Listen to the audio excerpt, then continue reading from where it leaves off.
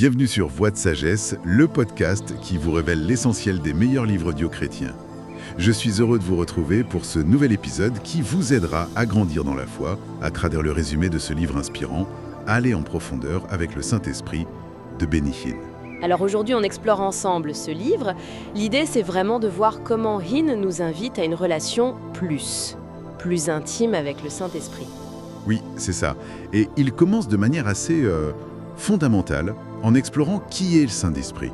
Pas juste une définition, mais à travers ses noms dans la Bible. Exactement. Chaque nom révèle quelque chose de sa nature, de son caractère. Le premier, tout simple, Saint-Esprit.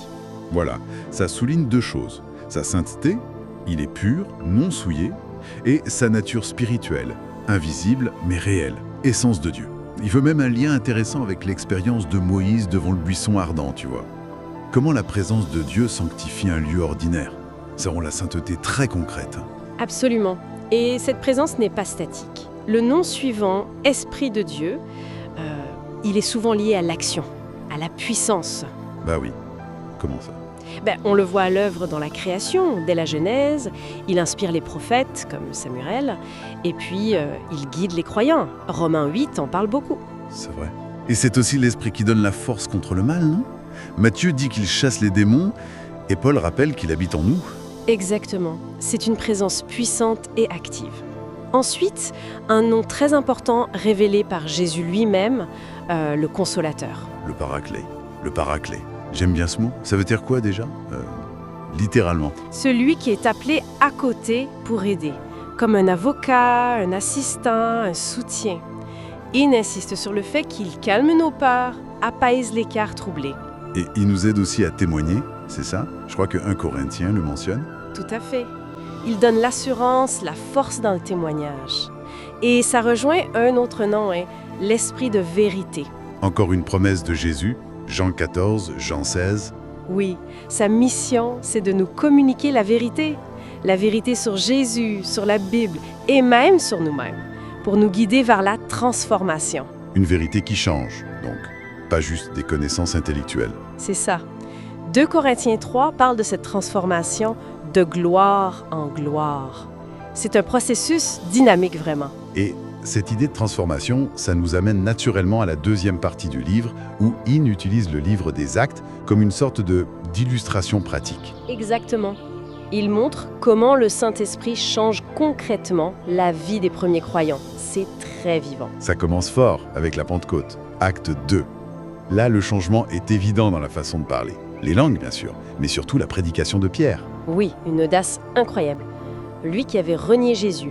Et là, il prêche et bim, 3000 conversions. L'Esprit donne clairement l'audace de témoigner. Et cette audace, on la retrouve plus loin dans Acte 4. Pierre et Jean face aux autorités. Fini la peur, hein ? Carrément, ils sont hyper courageux. Le texte dit même que les autorités sont étonnées de leur assurance. C'est l'Esprit qui change le comportement face à l'opposition, face à Satan même. L'Esprit change aussi le discernement, la capacité à savoir quoi faire et quand.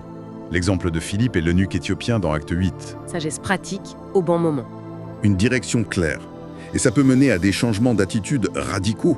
On pense forcément à Saul, qui devient Paul, dans Acte 9. L'exemple ultime de transformation. Le persécuteur devient apôtre. Mais il y a aussi Ananias dans la même histoire. Guidé par l'Esprit, il appelle Saul frère. Imagine. Oui, accueillir son ancien ennemi comme ça montre bien la puissance de l'Esprit pour changer les cœurs, briser les murs. Et enfin, un exemple peut-être plus intérieur. Paul lors du naufrage dans Acte 27. Tout le monde panique, sauf lui. C'est vrai.